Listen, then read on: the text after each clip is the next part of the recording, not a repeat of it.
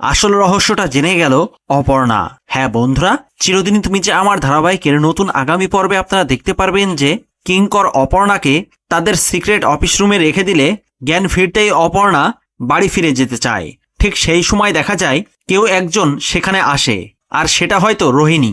তাকে দেখে অপর্ণা চমকে যায় আর বলে, তুমি এখানে? এরপর অপর্ণা একা একা মনে মনে ভাবতে থাকে নিশ্চয়ই কোনো না কোনো গন্ডগোল আছে।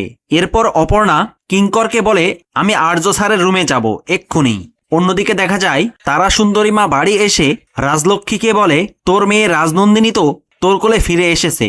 তখন এই কথা শুনে রাজলক্ষ্মী দেবী হাত জোড় করে কান্না করে আর মাথা নাড়তে থাকে। তখন মানুষে এসে বলে, এই রাজনন্দিনীটা আবার কে? তখন এই কথা শুনে তারা দুজনেই চুপ হয়ে যায়। তাহলে অপর্ণা কি পারবে এই রহস্যটা উদ্ঘাটন করতে? সেই সবটা জানতে চোখ রাখুন ধারাবাহিকের নেক্সট এপিসোডে।